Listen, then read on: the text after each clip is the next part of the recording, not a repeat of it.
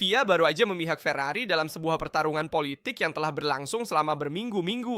Memang, diffuser Mercedes dengan sayap bergerigi sedang menuju larangan, akan dilarang mulai balapan berikutnya atau dari Grand Prix Silverstone. Saat ini mereka sedang memutuskan secara internal. Namun, ini adalah detail yang memberikan harapan besar juga bagi Ferrari untuk pembaruan berikutnya yang akan debut di Austria. Dan ini adalah kemenangan politik pertama yang nyata bagi Ferrari di Formula 1. Memang, FIA telah meminta tim-tim untuk menghapus ekstensi pada diffuser yang dirancang di Mercedes untuk memperpanjang dan memperluas aliran udara serta meningkatkan downforce di bagian belakang setelah FIA mendapat tekanan dari Ferrari.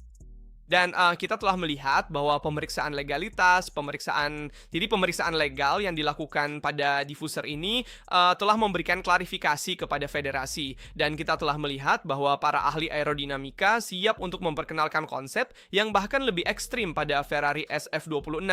Namun karena Ferrari ingin memperkenalkan sesuatu yang lebih ekstrim lagi, mereka berkata hentikan semuanya sebelum menjadi masalah. Jadi kita akan menghapus proyek Ferrari untuk masa depan, tapi yang terpenting juga menghapus proyek diffuser Mercedes yang sedang berjalan saat ini. Jadi Ferrari menaikkan taruhan dengan harapan bahwa maksudnya FIA akan melarang solusi diffuser Mercedes untuk mencegah diffuser terus diperluas lebih jauh, yang nantinya bisa menghasilkan terlalu banyak downforce aerodinamis, tapi yang terpenting juga bisa menciptakan katakanlah sebuah contoh bahaya di lintasan. Karena diffuser dengan sayap bergerigi seperti ini bisa berbahaya di lintasan. Jadi ini adalah kemenangan politik Ferrari atas Mercedes. Sekarang kita harus lihat apakah larangan itu akan diberlakukan mulai balapan berikutnya di Austria atau di balapan Silverstone. Karena Mercedes sedang mencoba bernegosiasi dengan federasi untuk mencoba menunda larangan itu lebih lama dari sekarang. Namun menurut saya larangan ini akan segera terjadi. Sekarang tinggal kita lihat di balapan yang mana. Yang jelas bagaimanapun juga Ferrari telah memenangkan pertarungan politik ini. Mereka berhasil membuat diffuser ini dilarang untuk Mercedes. Dan ini juga sedikit menandakan adanya perubahan arah karena terlihat seberapa besar pengaruh Ferrari saat ini. Ferrari berhasil meningkatkan performa dari segi aerodinamika, sekarang mereka akan meningkatkan dari sisi mesin dan juga sedang melakukan pergerakan di bidang politik, berusaha merebut kembali otoritas politik yang dulu pernah mereka miliki. Dan yang kita semua ingat pada masa Jean Todt, Michael Schumacher di awal tahun 2000-an saat mereka mendominasi Formula 1. Itulah Ferrari yang ingin kita lihat kembali. Dan perlahan-lahan ada sesuatu yang mulai bergerak. Jadi tentunya kita harus berhati-hati, kita sangat waspada dan tenang dalam mengambil keputusan secara terburu-buru. Kita nggak langsung bilang Ferrari akan memenangkan kejuaraan dunia, karena belum tentu, masih panjang perjalanan kejuaraan dunia ini. Namun, langkah demi langkah, mereka memperbaiki banyak hal. Banyak hal mulai berjalan ke arah yang benar dan itu yang paling penting. Perhatikan juga Ferrari dengan adu di Austria, karena mesin baru, power unit ketiga Ferrari, akan debut di Free Practice 3. Di FP1 dan FP2 akan digunakan mesin lama. Ini karena kita tahu bahwa tahun ini setiap tim hanya memiliki 3 mesin yang bisa digunakan sebelum terkena penalti. Tahun lalu ada 4, dan perlu diingat bahwa tahun ini juga ada perubahan regulasi, jadi mesinnya benar-benar berbeda dibandingkan tahun lalu. Nah, untuk mengatasi masalah ini, Ferrari memutuskan untuk menggunakan mesin lama di Free Practice 1, yaitu pada sesi latihan bebas pertama dan di latihan bebas kedua, supaya tidak langsung menghabiskan mesin baru dan memberikan umur lebih panjang pada power unit ketiga ini selama musim berjalan, yang juga akan diperkenalkan dengan adu. Seperti yang sudah kami katakan kemarin, akan ada peningkatan 4-5 tenaga kuda dari adu itu sendiri untuk langkah pertama yang dimiliki Ferrari, lalu tambahan 2 atau 3 tenaga kuda lagi dari bahan bakar Shell yang sudah ditingkatkan, yang sudah berevolusi. Jadi diperkirakan totalnya ada 7-8 tenaga kuda. Dan selain itu, Ferrari dari Australia sampai Barcelona udah meningkat 7-8/10 detik dibandingkan awal musim. Ferrari adalah tim yang mengalami peningkatan paling besar sejak awal musim. Dan ini adalah fakta yang sangat positif untuk Ferrari. Terlihat betapa banyak kerja keras di balik Ferrari SF26 ini. Dan jika Ferrari SF26 ini gak punya potensi, mereka gak akan bekerja sekeras ini. Jadi ini berarti mobil ini benar-benar punya potensi pertumbuhan yang sangat besar, jauh lebih besar dari yang diperkirakan di awal musim. Dan perhatikan juga pada fase-fase suplai bahan bakar karena bagian dalam mesin juga sedikit berubah. Dan emang sekarang dibutuhkan sedikit lebih sedikit udara untuk mendinginkan bagian dalam Ferrari. Kita tahu bahwa kepala silinder berbahan baja memberikan keuntungan bagi Ferrari di level mesin karena memungkinkan Ferrari untuk mendorong power unitnya sedikit lebih ke batas dibandingkan Mercedes yang justru harus sedikit lebih berhati-hati katakanlah terhadap mesinnya sendiri, tidak benar-benar mendorongnya sampai batas maksimal, karena kalau tidak akan ada masalah keandalan. Dan kita juga sudah melihatnya di beberapa balapan terakhir. Dan kita juga telah melihat bahwa Ferrari memilih radiator yang sedikit lebih kecil yang memungkinkan penggunaan intercooler yang diperkecil, dan ini memberikan lebih banyak ruang di bagian bawah mobil, sehingga ada lebih banyak ruang untuk mengalirkan aliran udara ke bagian belakang, yaitu ke arah difusor yang merupakan elemen utama untuk menciptakan downforce aerodinamis pada tahun 2026.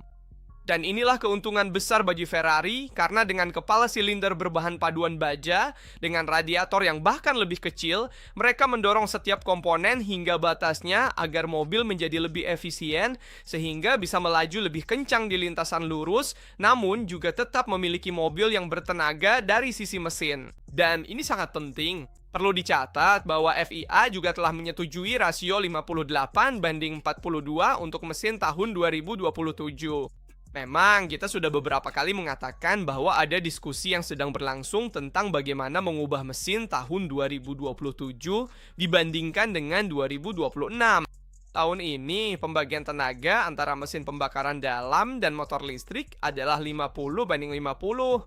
Untuk tahun depan akan menuju ke 58:42, jadi tidak langsung ke 60:40, tapi akan menjadi 58% untuk mesin pembakaran dalam dan 42% untuk motor listrik. Inilah pembagian yang akan ada, 420 kW untuk mesin pembakaran dalam dan 300 kW untuk motor listrik. Dan nanti akan dilakukan peralihan ke 60:40 pada tahun 2028.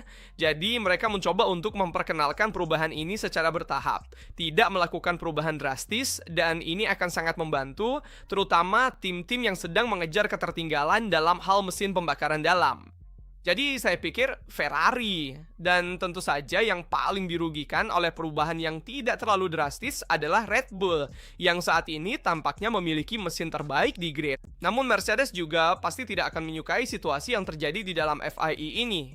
Jadi saya tetap menganggap ini sebagai kemenangan pertama atau kedua Ferrari di tingkat politik, karena mereka bersama Audi berhasil meyakinkan FA untuk tidak melakukan perubahan drastis pada tahun 2027, menjadikan 2027 sebagai tahun transisi, lalu baru melakukan perubahan yang direncanakan pada 2028. Ini membuat Ferrari bisa mengejar di mesin pembakaran tanpa rombak total unit daya, sekaligus ada perubahan kecil seperti bahasan kita, yaitu 58:42 untuk proporsi mesin bensin dan motor listrik. Aliran bahan bakar juga naik dari 5% per tahun jadi 13% pada 2028. Awalnya target 13% itu di 2027, tapi diubah jadi 5% di 2027 dan 13% di 2028. Jadi FIA telah mengambil langkah untuk membantu tim-tim para produsen mesin yang saat ini sedang lebih kesulitan. Jadi Ferrari, Audi, dan tentunya juga Honda yang akan mendapatkan manfaat dari keputusan ini. FIA juga telah memutuskan untuk mengurangi putaran formasi dan jarak GP di beberapa sirkuit tertentu untuk mengelola konsumsi bahan bakar tanpa harus meminta sasis baru.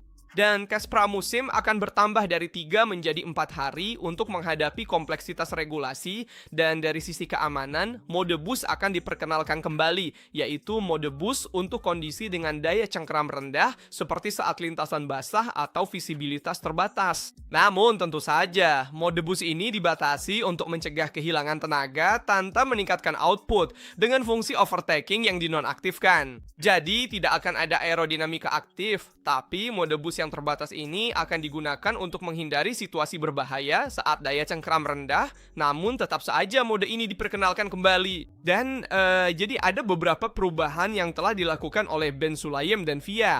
Ben Sulayem sendiri mengatakan bahwa seperti setiap perubahan regulasi besar, prosesnya tidak berakhir dengan debut mobil di lintasan. Ada dialog, kolaborasi yang berkelanjutan, dan itu sangat penting untuk memastikan regulasi memenuhi kebutuhan olahraga, para pembalap, dan para penggemarnya. Intinya, mereka sedang berusaha menyesuaikan regulasi agar bisa mengakomodasi tim, produsen mesin, tapi juga para penggemar sendiri, supaya tidak ada yang kecewa. Karena bagaimanapun juga, para produsen mesin udah melakukan investasi besar pada mesin hybrid baru ini, dan tim-tim juga sudah bertaruh pada hal ini.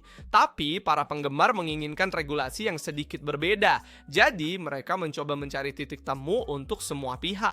Perhatikan juga situasi di Monaco, karena kita udah bilang bahwa sepertinya diskusi soal podium Monaco yang diberikan kepada Pierre Gasly posisi ketiga udah selesai.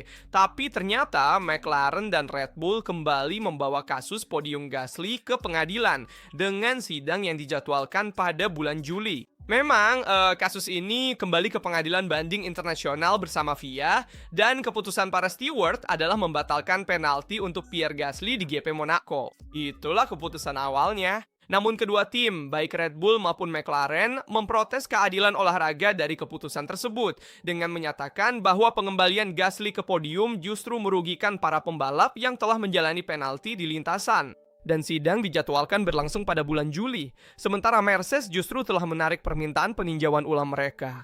Jadi Mercedes memilih untuk menyingkir dan tidak akan ikut campur dalam sidang bulan Juli ini. Namun McLaren dan Red Bull justru telah mengajukan alasan banding mereka, dan dalam waktu 15 hari sesuai peraturan, alasan tersebut akan diperiksa. Setelah itu akan ada pengadilan banding internasional yang terdiri dari 36 hakim dengan setidaknya 3 hakim yang ditunjuk secara acak yang akan meninjau argumen dari kedua belah pihak. McLaren memprotes keputusan para steward yang dianggap menguntungkan Gasly karena tidak menjalani penalti di lintasan tepat waktu. Sementara Piastri dan pembalap lain justru harus menanggung konsekuensi dari sanksi yang kemudian terbukti keliru. Red Bull khawatir terhadap implikasi olahraga terkait keputusan yang belum pernah terjadi sebelumnya, yaitu mengembalikan podium usai balapan.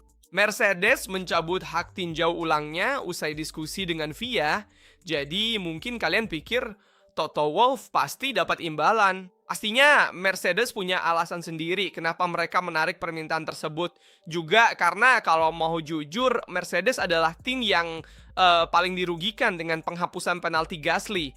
Maksudnya Russell sudah menerima drive-thru dan udah menjalani hukumannya di lintasan. Jadi tanpa drive-thru itu, dengan tambahan 20 detik di akhir balapan, kalau itu dihapus, dia akan finish keempat. Dan dia adalah pembalap yang kehilangan posisi paling banyak di grid gara-gara penalti itu, kalau kita mau bilang begitu. Jadi ini agak aneh sebenarnya kalau Mercedes menarik diri, tapi mungkin mereka dapat sesuatu sebagai gantinya. Kita emang nggak tahu soal itu. Tapi yang jelas, McLaren dan Red Bull masih terus melanjutkan pertarungan politik ini melawan FIA.